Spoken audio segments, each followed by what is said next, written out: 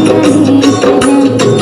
गंगा यमुना ब्रह्मपुत्र कृष्णा कावेरी, गंगा यमुना ब्रह्मपुत्र कृष्णा कावेरी, जाके मिल गई सागर में हुई सब एक हैं।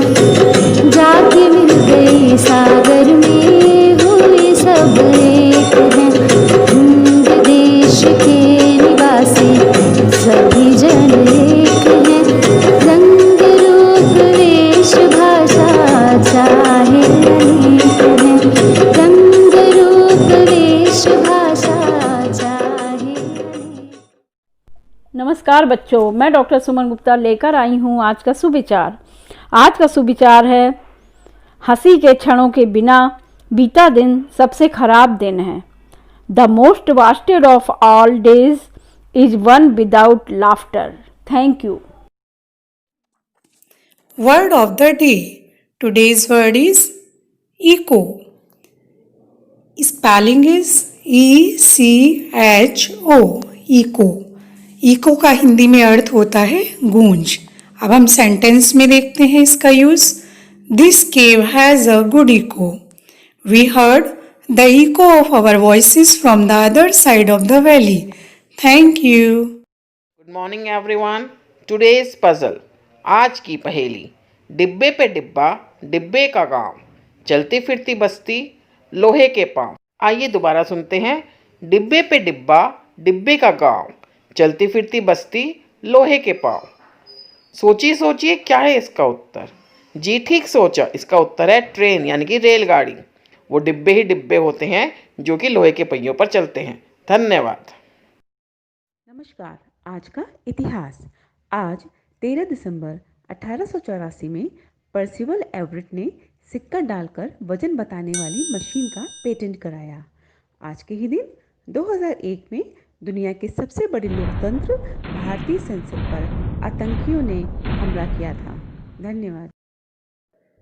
सुप्रभात। प्रस्तुत है आज का विशेष।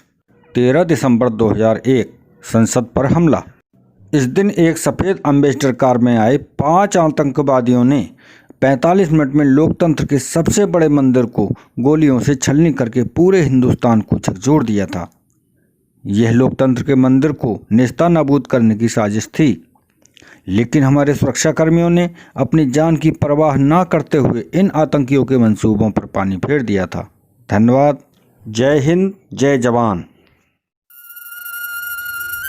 नमस्कार। आज की प्रश्नोत्तरी। विश्व में मीठे पानी की सबसे बड़ी झील कौन सी है? उत्तर है सुपीरियर झील। प्रश्न 2, विश्व की सबसे बड़ी खारे पानी की झील कौन सी है? उत्तर है कैस्पियन सागर। प्रश्न 3, विश्व में सबसे गहरा महासागर कौन सा है? उत्तर है प्रशांत महासागर।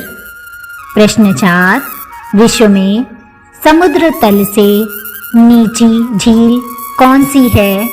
उत्तर है मृत सागर। प्रश्न 5, विश्व में सबसे अधिक ऊंचाई पर स्थित झील कौन सी है?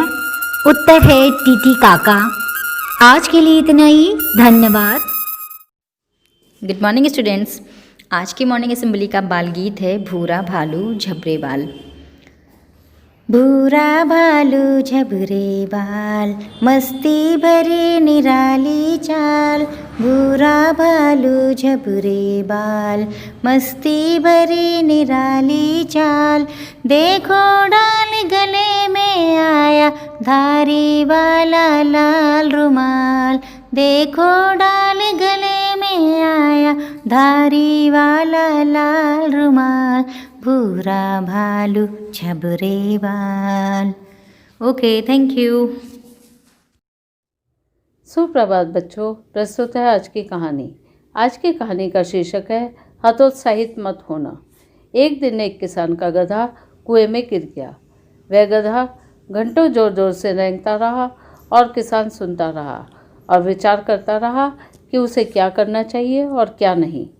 आखिर उसने निर्णय लिया कि गधा काफ़ी बूढ़ा हो चुका है, उसे बचाने से कोई लाभ होने वाला नहीं है।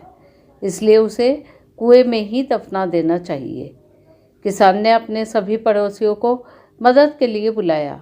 सभी ने एक एक फावड़ा पकड़ा और कुएं में मिट्टी डालनी शुरू कर दी। जैसे ही गधे की समझ में आया कि यह क्या हो रहा है, वह और ज़ोर से चीख कर रोने लगा और फिर अचानक वह आश्चर्यजनक रूप से शांत हो गया। सब लोग चुपचाप कुएं में मिट्टी डालते रहे। तभी किसान ने कुएं में झांका तो वह हैरान रह गया। अपनी पीठ पर पड़ने वाले हर फावड़े की मिट्टी के साथ वह गधा एक आश्चर्यचकित हरकत कर रहा था। वह हिल हिल कर उस मिट्टी को नीचे गिरा देता और फिर एक कदम बढ़ाकर उस पर चढ़ जाता। जैसे जैसे किसान और उसके पड़ोसी उस पर फावड़ों से मिट्टी गिराते, वैसे ही वह हिल हिल कर उस मिट्टी को गिरा देता और एक सीढ़ी ऊपर चढ़ आता। जल्दी ही सबको आश्चर्यचकित करते हुए वह गधा कुएं के किनारे तक पहुंच गया और फिर कूदकर बाहर भाग गया। तो बच्चों, इस कहानी से हमें यह शिक्षा मिलती है कि हमें मुश्किल से मुश्किल परिस्थिति में भी घबराना नहीं चाहिए, क्योंकि हर समस्या का एक समाधान जरूर होता है। धन्यवाद। सुप्रभात, मैं प्रेम वर्मा। आज मोटिवेट योरसेल्फ का विषय है हमारे शिक्षक होने के मायने। क्या हम विद्यालय के कालांतर को ही नौकरी मानते हैं? क्या हमारे पास अगले दिन की तैयारी के लिए समय है? वो छोटी छोटी चीज़ें जिनसे विद्यालय में सुधार हो सकता है, क्या हम रोज इस पर विचार करते हैं? हम नहीं कहते कि हम बहुत सारा समय दें, पर कम से कम कुछ अतिरिक्त समय देकर कुछ प्लानिंग कर सकते हैं और उसे पूरा करने के लिए छोटे छोटे स्टेप्स उठा सकते हैं। हमें यह पता होना चाहिए कि कल हम विद्यालय में क्या पढ़ाने वाले हैं, क्या नया सिखाने वाले हैं, कौन सा टीएलएम विद्यालय में नहीं है, कौन सी नई चीज़ लाने से विद्यालय बेहतर हो सकता है। दोस्तों, जिस क्षण आप रेस्ट कर रहे होते हैं या कुछ भी नहीं कर रहे होते हैं, आपके जीवन में उस क्षण की प्रासंगिकता ही खत्म हो जाती है और वह क्षण आपके लिए बेकार हो जाता है। निश्चित रूप से आपको अपने जीवन में सिर्फ वही क्षण याद होंगे जिनमें आपने कुछ न कुछ उपयुक्त कार्य किया होगा। मैं एक बहुत ही साधारण इंसान हूँ जिसने अभी चलना सीखा है। यह हम जो भी आपसे शेयर करते हैं, अमूमन वो सारी बातें हमारे खुद के अनुभव या समाज में या किसी और के जीवन से मिली प्रेरणा होती है। जरूरी नहीं कि हमारी हर बातें हर परिस्थिति में खरी उतरे, लेकिन यह एक प्रयास है कि हम बेसिक शिक्षा व्यवस्था को एक सही दिशा दे सकें। किसी ने सच ही कहा है, मेहनत इतनी खामोशी से करो कि सफलता शोर मचा दे। आपके प्रयासों से पूरा बेसिक शिक्षा परिवार आह्लादित है। भले ही कोई आपकी तारीफ आपके सामने न करे, लेकिन बेहतरीन परिणाम का इंतजार सबको होता है। वो दिन दूर नहीं जब हम सब मिलकर बेसिक शिक्षा व्यवस्था का सम्मान वापस लाने में सफल होंगे। धन्यवाद। आपका दिन शुभ हो। सभी साथियों को संजीव शर्मा का नमस्कार। आप देख रहे हैं प्रेरणा सूची में दर्शाए गए लर्निंग आउटकम से जुड़ा हुआ कार्यक्रम, जिसमें प्रतिदिन हम किसी एक लर्निंग आउटकम को लेकर गतिविधि के बारे में बात करते हैं। आज हम बात करने वाले हैं एलो कोड H413 अर्थात 413 के बारे में, जो कक्षा 4 के हिंदी विषय का लर्निंग आउटकम है, जिसमें प्रत्यक्ष तौर पर जुड़े हुए प्रश्नों के उत्तर में संरचनात्मक जवाब लिखने से संबंधित ये हमारा लर्निंग आउटकम है। आइए देखते हैं इसको प्राप्त करने के लिए हम किस प्रकार की गतिविधि करा सकते हैं। यहाँ दी गई गतिविधि एक उदाहरण मात्र है। शिक्षक अपनी शिक्षण योजनाओं के लिए ऐसी ही अन्य गतिविधियां तैयार कर सकते हैं। आज की गतिविधि के लिए सबसे ज़्यादा महत्वपूर्ण है छात्रों की समझ के साथ मिलकर काम करना। तो इस लर्निंग आउटकम में जो महत्वपूर्ण शब्द प्रयोग हुआ है वो है संरचनात्मक जवाब। शिक्षक सबसे पहले कक्षा को 2 बड़े समूह में बांट लें और संभव हो सके तो कोई एक चित्र पोस्टर पर बना हो सकता है, फ्लैक्स भी बना हुआ हो सकता है, या किसी भी रूप में छात्रों के समक्ष लगा दें। अब इस चित्र को लेकर एक कहानी छात्रों को सुनाना शुरू करें। यह कहानी यदि संभव हो सके तो सुनाते सुनाते बोर्ड पर लिखी जाए तो और ज़्यादा अच्छा हो सकता है। कहानी सुनाएं और सुनाते सुनाते कहानी को बीच में छोड़ दें। ध्यान रहे ये कहानी आपकी उस चित्र से जुड़ी हुई होनी चाहिए। और अब दोनों समूह से कहें कि अब आप इस कहानी को पूरा कीजिए। छात्रों को थोड़ी देर के लिए शांत छोड़ दें। छात्र अपने अनुसार दोनों समूह सोच रहे होंगे। उनसे कहें जरूरत पड़े तो कहीं लिख भी लें।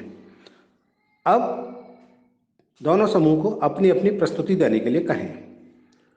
आप देखेंगे कि छात्र अपनी प्रस्तुति बहुत शानदार तरीके से तैयारी के साथ दे रहे हैं।